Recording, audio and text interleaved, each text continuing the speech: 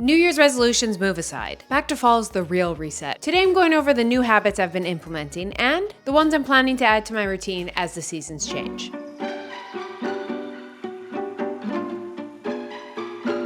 Number 1, make your own personalized dopamine menu. This has been all over TikTok and I'm here for it. Let me explain. A dopamine menu is a list of stimulating healthy activities which the brain can choose from when they need stimulation, instead of doom scrolling and online shopping, which that's what I'm trying to overcome. Basically, it's a list that gives us joy, but if we're technical about it, the starter, which is quick dopamine, think taking a breath. It should take under 5 minutes. The entree, which is you have a bigger break. This can be reading a book. 3, the side. So this is something that can help a task, like listening to a podcast while you do something. And 4, the dessert. Something you could still do the doom scrolling and all that, but in moderation. So for me, my unhealthy dopamine chasing is definitely online shopping, skin picking, and doom scrolling endlessly on social media. And so I've just been looking for things that bring me that same satisfaction of dopamine, but are positive in my life. For example, here are some I've been implementing. Is for starters, take a deep breath, splash my face with water, a 5-minute walk, hug someone, entrees, organize my skincare, fika, which is a Swedish tradition of sitting and enjoying coffee and tea with a friend, go swimming, have a shower, aka just be in water. Being in water or around water really helps me personally. Plan my next trip, sauna, bake, sides, listen to YouTube, so I hope you're doing that right now. And occasional online shopping and TikTok, and telling myself you're going on TikTok for 30 minutes for enjoyment, and then you're getting off, and you're not going to convince yourself it's for market research. No, you're going on there to have fun and get off. Number 2, make your environment so your healthy habits are your default. This one's kind of meta. It's a video about healthy habits telling you a healthy habit to do a healthy habit. Anyways, I just redo my apartment, office, your locker every season. It's like a spring clean, but just make it my default. Whatever habit I'm trying to build in that upcoming season, I just recreate my space. You don't have to buy anything, just move things around so it's easier. Example, I want to take that little fika break, so I'm going to set up a fika section. Have a big bag of ice for in case I ever need the cold, or just have my yoga mat out so I'm more likely to stretch when I just see it there. Number 3, in-season fruits and vegetables. This is one of the easiest hacks. If you buy fruits and vegetables when they're in season, they're more likely to be local, they're probably cheaper, and they tend to be more nutrient dense because that's just the life cycle of that fruit and vegetable. And I find it makes me excited to eat healthy foods. Like pumpkin is a squash, it's a great thing to have in your diet, but it's so much more magical come October. So according to the Food Network, here's what's in season for September and October. So next time you go to the grocery store, consider buying one of these and using that as one component of a new recipe to try. I'm gonna put a screenshot of the full list, but just rapid fire if you're listening. In September, I'm adding apples, blueberries, grapes, melons, pears, broccoli, Brussels sprouts, cabbage, carrots, corn, leeks, parsnips, pepper, zucchini, beets, eggplants, watermelon. And in October, pretty much the same, but also some artichoke, garlic, green onions, potatoes, and of course, pumpkin. It's a great way to expand the healthy whole foods you're eating and make it fun. It's lame that I said that's fun. Number 4, turn off notifications. The great thing about summer is half the people are on vacation, so your email inbox is just you can kind of push it off. But we're back, and I find it overwhelming to go 0 to 100. Suddenly everyone's responding, everyone's digging into your time. So I have been notification free for a year. I don't have any notifications, and it's a blessing. Now, that's kind of a lie. I only have notifications for people that bring me joy, as funny as that sounds, so I actually have boundaries from work. I can't physically see an email come in and not have it consume me, or a text message for work. I am just you know what, it'll feel better if I get it done. But if I didn't know if it was there, 99.9% of the time, it's not an emergency. I can deal with it the next day. So I turned off all notifications except for my family, friends, and partner. I think of parents, have it on for your kids, of course, but you can turn off emails and work notifications, and honestly, mute people. We need boundaries. We need boundaries with our phones. Number 5, vitamin D. Seasonal depression is upon us. It's coming. So just make a game plan of how you're going to get vitamin D. You can supplement, which I do. You can just plan to have a morning walk, an afternoon walk. Just try and get 15 minutes outside. And of course, you can have foods that are high in vitamin D. There isn't that many. That's why a lot of people recommend supplementing, especially doctors. Once again, I'm not a doctor, so I'm not going to tell you exactly how to get your vitamin D, but just know you can get it through going outside, supplementation, and some foods. And according to the National Institute of Health, few foods contain vitamin D. The flesh of fatty fish, trout, salmon, tuna, and fish liver oils are among the best sources. Also, beef liver, egg yolks, and cheese have a small amount of vitamin D, and those are kind of it. So it's hard to get from your diet. If you want it naturally, it's the sun. Hence seasonal depression. So make a game plan. Number 6, social media cleanse. I kind of want to make a video of influencer fatigue. I know, ironic coming from someone who's a YouTuber, but I do feel influencers are fatigued of each other because we're in this rat race of like, oh, every influencer's buying this new thing, so I have to buy this new thing, and then I don't want to buy this and encourage this, so under consumption core and and it's just like we're in this weird cycle. Like we want normal people on social media just like living normal lives, but then eventually they live the normal life, become an influencer, and they're no longer normal. Like it's a weird thing. Anyways, moral of the story is like I think there's a lot of guilt we feel from social media, whether it be people, influencers, brands, and I try to every few months go through my following and just like be conscious of like there's a couple girlies I follow and their outfits are everything and they're fashion girlies and I love them so much, but they encourage me to buy so much because I see a new outfit and I convince myself I need it and I don't. If I hadn't seen it, I didn't know it existed. And so unfortunately there's a few girlies I have to mute. I don't want to unfollow because I want to support, and occasionally I will go group their page. But if there is accounts you follow that really encourage you to participate in bad habits, whatever that bad habit is, shopping, skin picking, like just go through your list and just try and tell yourself, does this person encourage me to do things I'm trying to stop? And it isn't always so black and white. Like you're probably not following like toxic people. But like I said, there are these inspiring people that have beautiful clothes that make me want to buy beautiful clothes when I'm trying to save money. So I have to unmute them. There's an idea. And if you have to mute me, I understand. But you know what? I care more about you. So do it.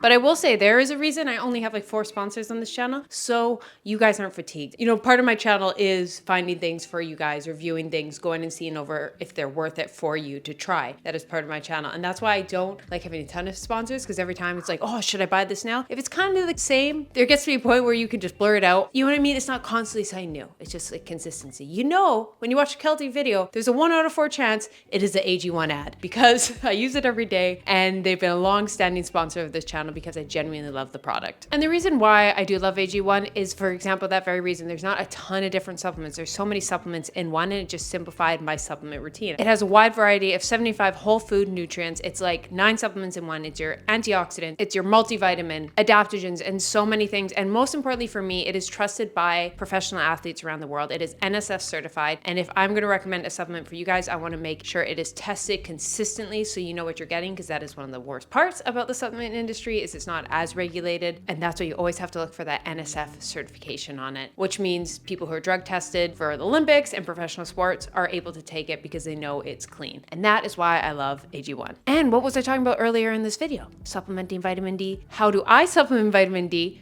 You can get through using this. If you go and use my link down below, with your first purchase of AG1, you'll get a 1-year supply of vitamin D3, K2, and not 5, but 10 free travel packets with your purchase of AG1. Thank you, AG1, for sponsoring this video and allowing me not to have to shill 1,000 different supplements. Just one of the few supplements I consistently use every single day for over 5 years now, I think. Wow. Ooh, crazy. Number 7, reflect on January 1st. If you're someone who wrote goals like myself, redirect yourself, because we have a tendency, life gets ahead of us and we go off path. So maybe it's a reminder, hey, I am on the right path. I recently did this and it was really nice. One of my goals was to DJ to a crowd.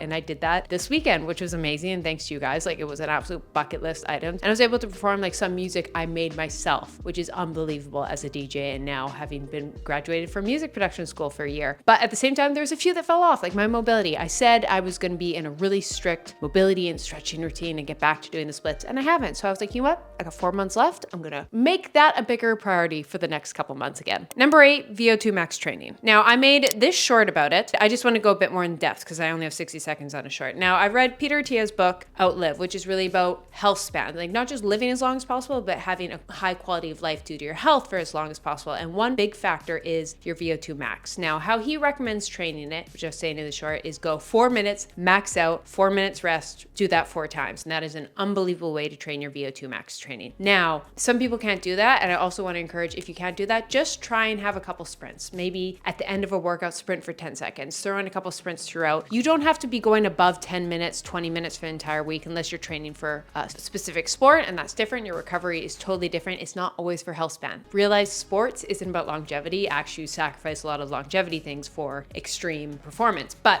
in terms of longevity, VO2 maxing, I actually have quite a high VO2 max. It's one of those longevity things I'm proud of. I don't have many, but I have my VO2 max. And I never did this 4x4. I've recently started doing it because it's a nice way to mix it up. But in the past, I just like did berries once a week and just made sure to go balls to the wall. And I think that really comes is just pushing yourself to what you're capable of. A sprint for everyone and their max out heart rate training is going to look different. Take that into mind when you're doing it. If you have an Apple Watch, if you have a smart technology, you can kind of see your zones, but it pretty much means getting to those high zones, staying there for a little bit, and then bringing yourself back down, pushing yourself back up, bringing yourself back down. But if you're not doing any training, just do 10 seconds. Just this week, one time, sprint as hard as you can for 10 seconds in your choice of cardio, and then rest. And then the next week, maybe tie it for 20 seconds. And then if you're also in a place you can do the 4x4, do that as well. And just realize pushing yourself might not be a full sprint for those 4 minutes. It's just like pretty much you want it to be after those 4 minutes, you can't go any longer. You did as much as you could and you need those 4 minutes to recover. Number 9, audit your sleep schedule. We're back to fall, which means back to your routine for a lot of people. That means if you're back in college, if you're a parent, your kids are back in school, or if you're just like me, it's back to like my morning workouts. I'm getting to the office earlier, that kind of routine. Now with that, I want to use an example of auditing my schedule I did last year. I have a full-time job.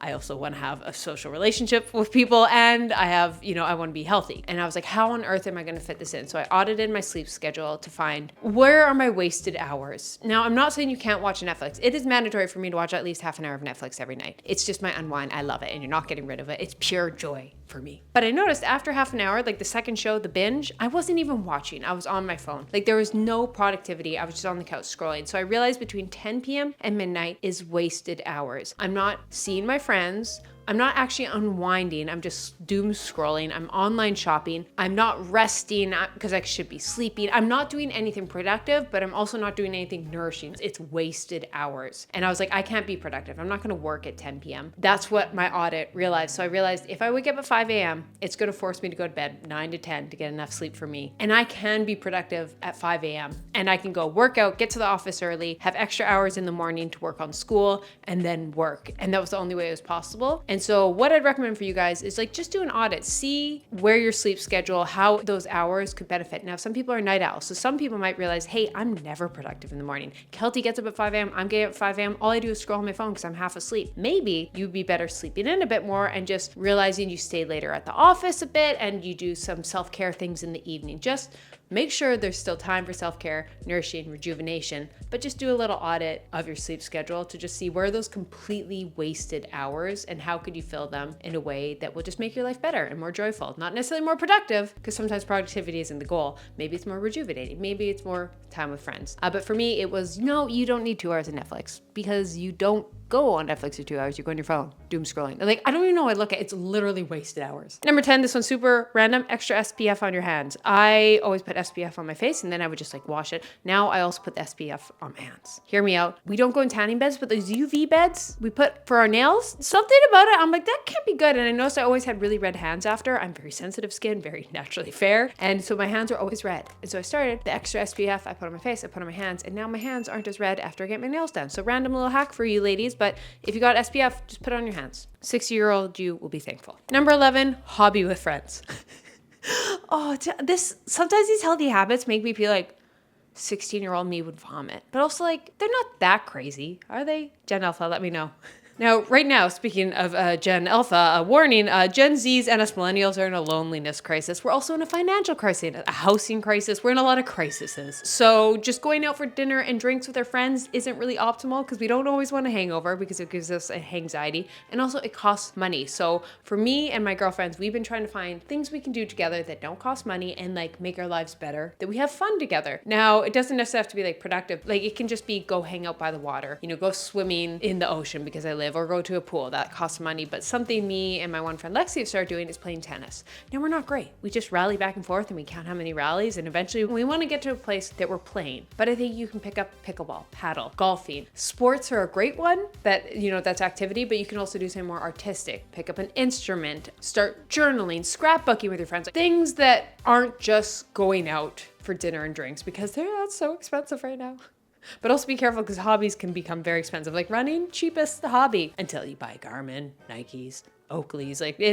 Be careful, slippery slope of your hobbies. But do something you can do with your friends. And yeah, we start doing that and it's fun. Like I don't have to view my friends as self-destructive. I don't have to be like, to see my friends, I gotta be hungover. No, Like I can be well rested after seeing my friends. And number 12, don't compare and don't do too much. First, I mentioned a couple, but just pick one healthy habit at a time. A lot of these I was already doing. Only one or two is something like we just started doing the hobby recently. The other ones I started doing a month. Like just add a few at the time, maybe one a week, one a month. You don't want to overwhelm, and just be conscious of who you follow and like what you consume. For me, I'm guilty of loving a self-help book, a self-development, all that category. But you realize after a while, it's actually wasted energy. It's like false productivity. Like you're reading these ideas and you have all these ideas of what you should do, but you're not actually doing anything. You're not actually learning any facts or research. You're just like learning about learning. And after a while you get it, you're knowing all this stuff, but you're not actually implementing anything. And I think it's just like a reminder of you don't always need a new self-help book. Conscious of those people who you follow, and like every time you follow them or every book you read, they're like, oh, I have to do this new thing. I have to do this new thing right away. It's like, stay the course. Pick what you're going to do and stay the course. And you're going to hear what other people are doing, and you read these self-help books, and you could do that, but stick it out, go through and like learn about your own way. But pretty much whatever healthy habits, routines you start to implement, just do them for a couple weeks. See if they work for you. If they don't, you can of course get rid of them, but don't feel distracted by shiny objects. And I know I'm guilty of that. And just like reading self-development books and all that. And like, oh, I can do it this way and I can do this. And like redoing your to-do list. You have the to-do list, move on. Just put aside the to-do list, do it. Do the thing. That's as simple as like, don't feel guilty if someone's doing a different way. Figure out what works for you. Slow habits over time, and just things that bring you joy and make your life a little easier and worth living. That's a healthy habit. That's cheesy, but it's true.